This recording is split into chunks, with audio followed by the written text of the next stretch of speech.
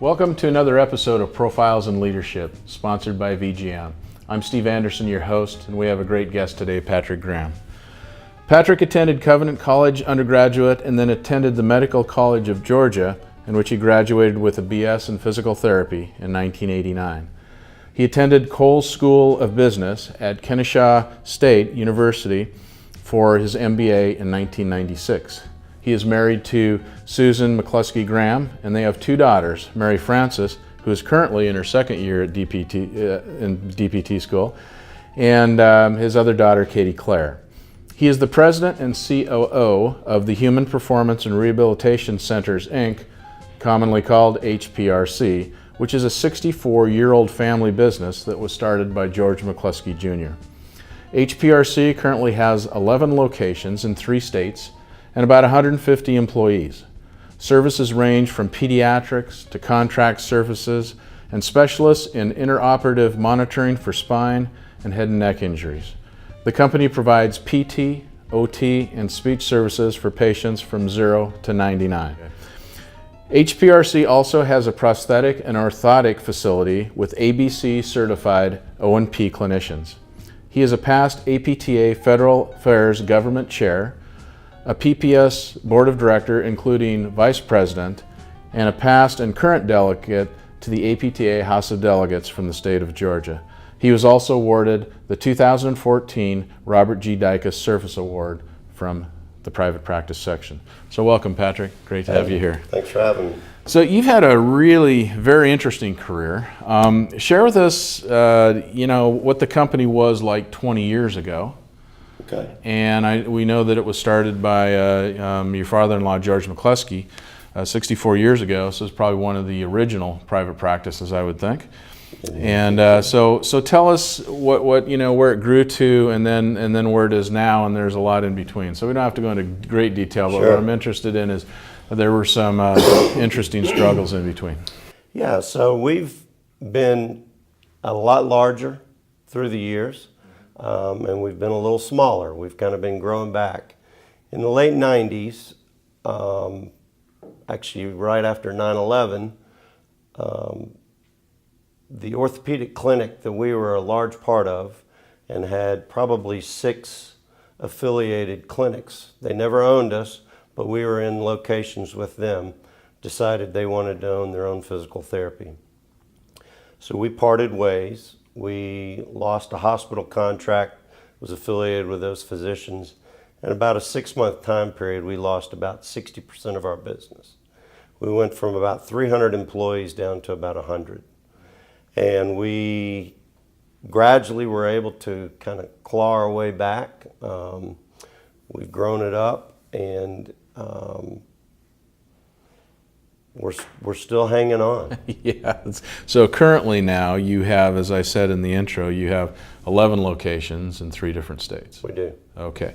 And so during that time when, what did you learn from the struggles when you lost, as you said, 60% of your business? I mean, I can only imagine how traumatic that was, but did you learn anything from that? What can you share with us? We really learned what quality team members were. I mean, the people that stuck with us through the thick and thin, most of those people are still with us today, 20 years later. And, it's easy to say you have high morals, but when you're really put to the test, are you willing to take the stand in those? And a perfect example is, I was called to testify in South Carolina for the whole battle with POPs. Right. And we provided services for a large orthopedic group there. Again, they didn't own us. The original partner had been a fellow at the Houston Clinic in Columbus, and we had 3 locations and probably 70 employees there. The head of their clinic was also the president of the Medical Association, and he had promised that he would get the POPs law overturned. Well, by me going and testifying what had happened to us in Georgia as a result of that, they kicked us out. And again, we lost, that was part of what we lost.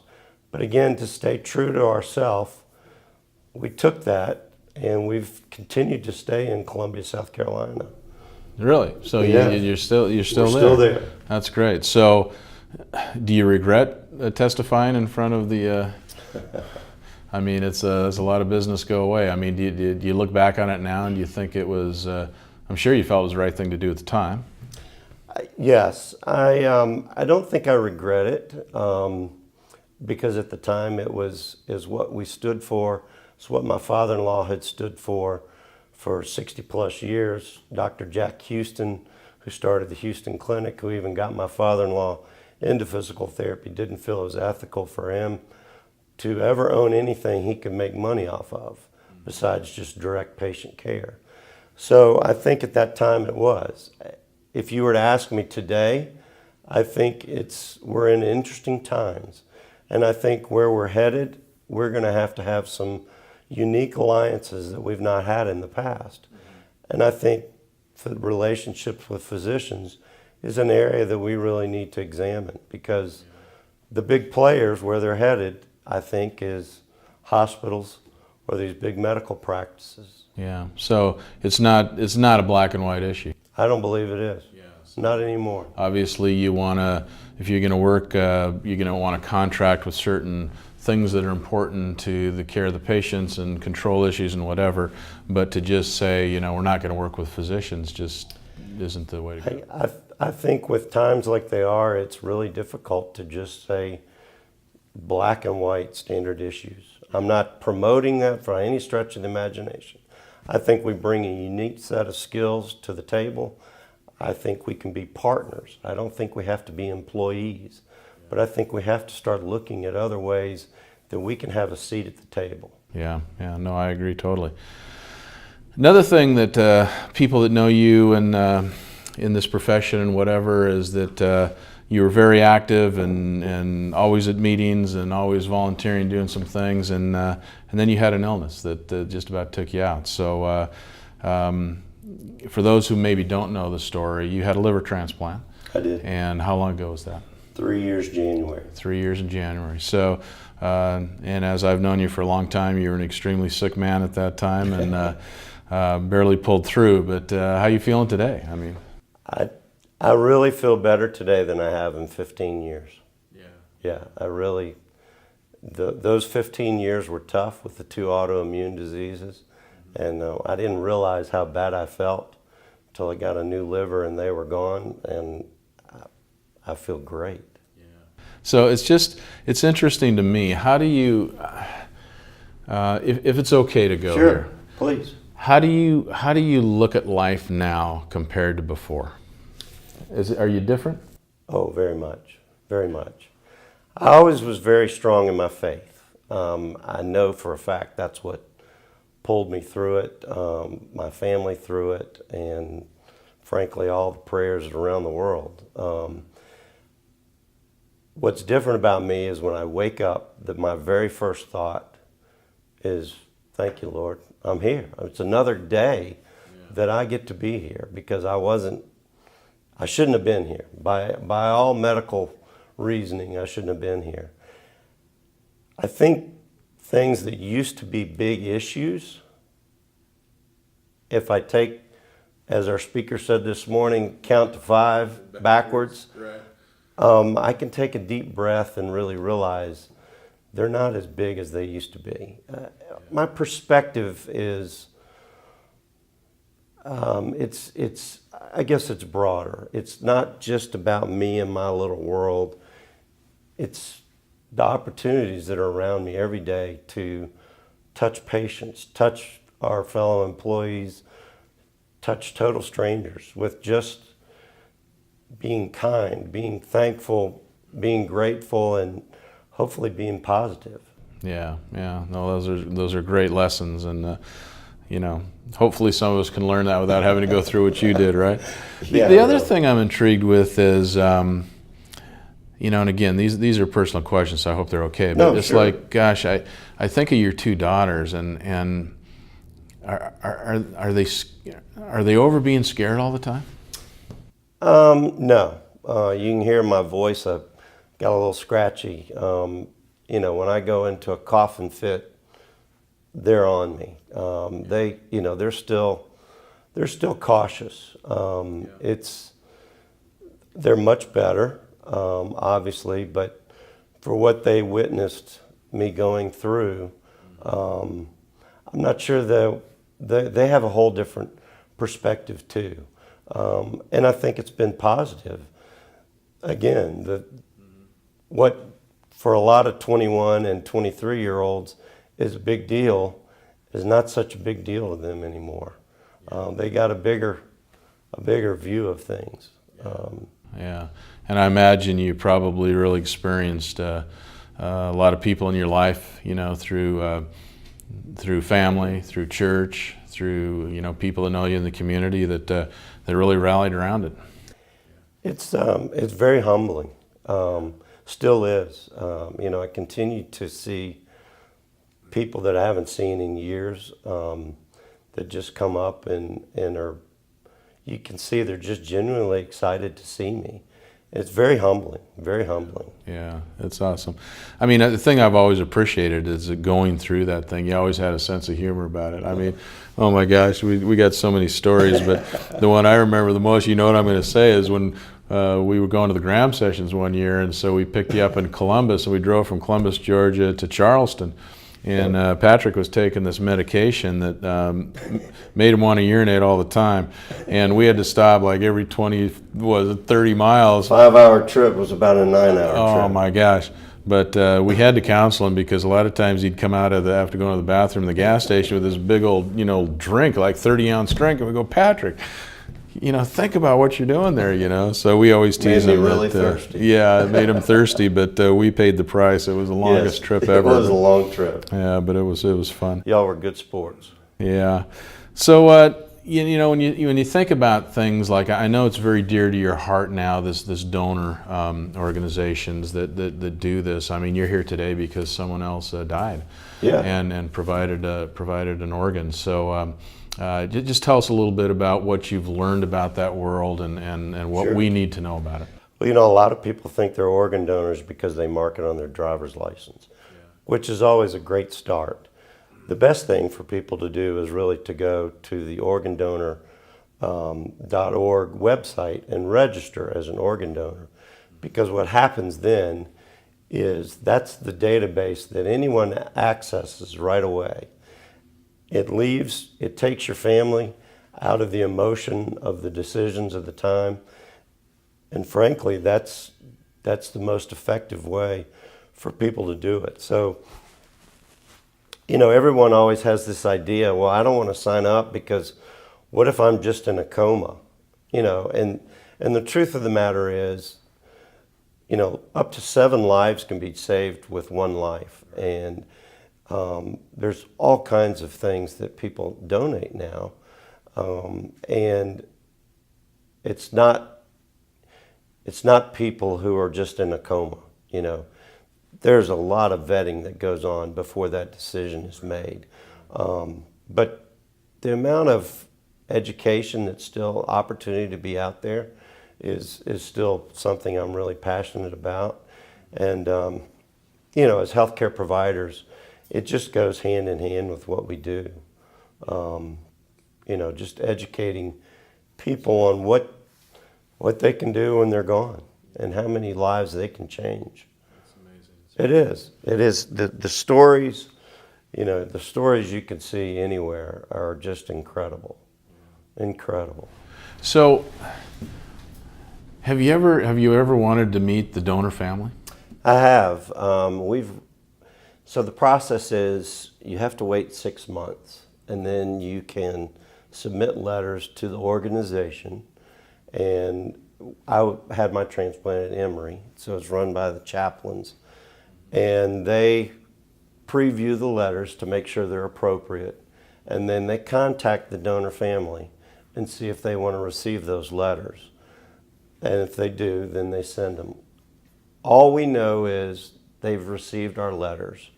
We write, obviously on the anniversary, we write, we've written on my wedding anniversary, we've written on my birthdays, my daughter's graduations, But we've never heard back from the family. It would be very humbling and emotional. Yeah, I can only imagine. Yeah, does it surprise you being on the other end of it that they don't want to meet you? Or I shouldn't say that because we don't know that, but they haven't reached out yet. Yes and no, because I've had the opportunity to meet families who have been, who their loved ones have been donors, and how much they have enjoyed getting to know the recipients. But they've also been able to just share that it's okay, that it's just, some people take longer with that loss, but they just encourage us to not quit, to continue to communicate to them. They may not ever reach out, but we want them to know how grateful we are. Yeah, that's awesome. Does it feel weird? I've got a little numbness in the incision, but no, otherwise it's Doesn't feel like there's a football in there or something? no. And it was such a miracle, because we know that my donor came from a hospital in Atlanta, 3 miles away. I was number one on the list from North Carolina to Puerto Rico. And, obviously when an organ is transplanted, the longer it's out of the body, the more it can degenerate. Right. Well, the fact that mine was, what they basically said was such a perfect match, and it came from a hospital that was 5 miles away, was just, it was just a true miracle. That's where your faith comes in. Yeah, it was just, it was totally a gift from the Lord. And I've been very blessed. I take 2 anti-rejection medicines twice a day. But other than that, I'm on no other medicine, no precautions. I go every 6 months for some blood work. But yeah, you probably heard in the news just in this last week. What's her first name? Is it Selena Gomez, the singer? Yeah. And that her donor was her best friend who lived with her. Yeah. The odds of that are just like unbelievable. Right. So it's pretty crazy.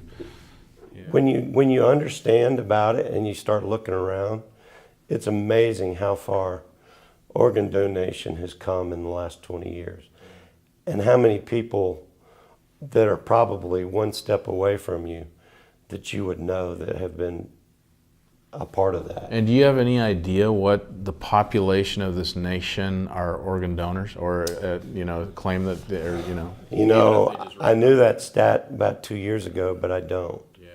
I don't. So I'm just curious. Okay. So what do you enjoy most about doing now that you couldn't do 5 or 6 or 7 years ago? Well, I've actually started getting back a little bit into patient care. Cool. 2 days a week, and that has just been fantastic. You didn't forget everything? No, amazingly, I didn't. To kind of remember why we got into this profession, and to be able to hang out with our staff and get to know them on a personal and professional level has been great. It's just been, the thing that my father-in-law did was, there was never a job that was not, he wasn't too important to perform that job. Right, no job too low for him. None. Whether it was polishing the old hydrocollator, packs and units with the oil. You remember the stainless steel, to shine those, to change in pillowcases. I was raised that way by my parents and by him. And the chance to get back into the clinic and really be able to do that, wipe off my own table, change my own pillowcase, whatever it takes, is just, that's the way he led, and that's the way I like to lead. So how long were you out of patient care when you went back in? I think it had been 10 years. 10 years, yeah. Is anything different in that experience? Yeah. The EMRs are horrible. You don't have any paper charts to... No, the old day of the old soap note, it was, that's probably the worst part. Yeah, but the people are the same? Yeah, it's, patients are just so appreciative. of good care and being able for you to help them not only understand but help them feel better. Yeah. And remarkably, I got a whole slew of spine patients that I was able to help. They felt better. So that's always good for the ego when you start back and you're able to help people. That's probably to feel well enough to be able to get up and go do that. That's been a big part. Yeah. I've always often wondered. I've been lucky. I have not had serious illness, but seeing you and seeing others of that feeling of that just severe tiredness or exhaustion that you can't hardly move has just got to be something that's. Well, when going through all the chemotherapy and all that, when you're on the backside of it, you can realize how bad you felt and how exhausted you were. Right. And that's just part of what just makes me so thankful now, is I can get up at 5 a.m. and go and get home at 7 and make it a whole day and feel great. Yeah.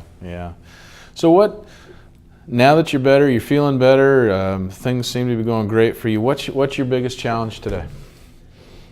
Healthcare. Yeah, healthcare has a.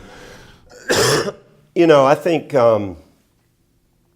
being able to compete, being able to, because we've been around so long, we really have at least 3 generations, probably getting close to 4, that work with us, and being able to meet the needs of those people to help them be able to fulfill their goals and stay viable as a company, stay true to what has enabled us to stick around for 64 years.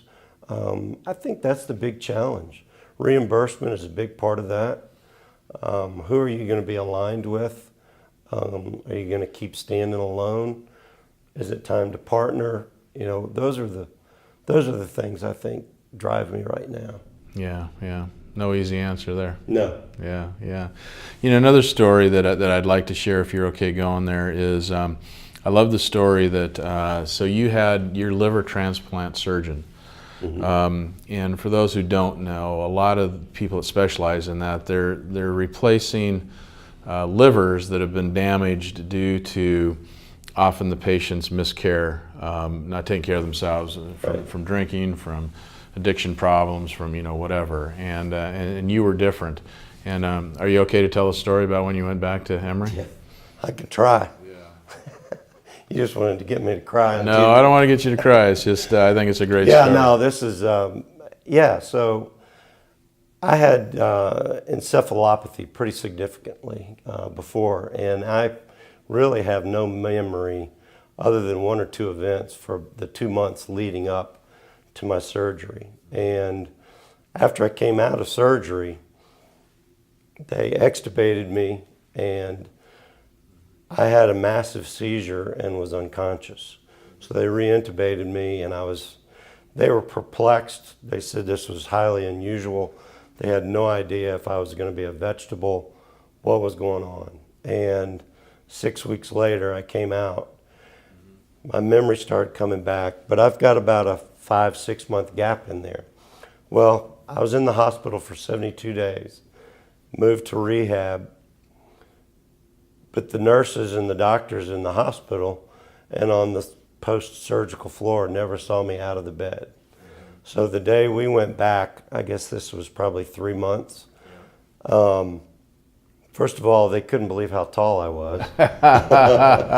And when I turned the corner, the surgeon who was closest to my wife, who really was her saving grace, he was a fellow, and I was his last case before he became full-time staff on there. And Dr. Bedell was his name. And he sat with Susan and my family and would just explain everything. And he was there for her. Well, I wanted to get to see him, and he turned the corner and saw me, and he literally went to his knees and just was blown away. And it was emotional that what I had what I had been able to achieve because of part that he played, and how much our faith had played into getting me to where I was. And then if I can jump in, his Sure. quote was, "You're why I became a surgeon." Correct. Yeah, that's awesome. Yeah. That's awesome. Yeah. Yeah. So Patrick, you've been in a leadership role for a long time. So if I were to ask you, what is your leadership style? How would you describe it? I am a doer. I try to lead by example. I referenced my father-in-law. I've always tried to lead by example. Have people watch how I treat other people. I want to treat people how I want to be treated. If someone's going to make a sacrifice, I want it to be me first, so that other people want to buy in to be a part of that. As we end down here, we often end with a pearl of wisdom. So in reference to leadership, what would your pearl of wisdom be for our listeners? Never forget where you came from. Always remember what you had to do to get there and who helped you get to those places. Don't ever be so important that you can't do the little tasks that made your company, made you successful. Because staying in touch with that, I think, is what makes great leaders continue to be great leaders. Yeah, it's great advice. Great advice. Thank you for sharing that. Thanks, man. Yeah, it's been Appreciate great it. talking to you. Thank you. So this has been another episode of Profiles in Leadership. Thank you to VGM Advantage for sponsoring this. Be sure and go to VGM Advantage website and also Orange Dot Coaching website to see the whole gallery of video and podcast interviews. And Patrick, you really inspire all of us, and just want to thank you for sharing your story. I know it's never easy, No. but it's good to hear. So thank you so much. Appreciate it. Yeah. Thank you.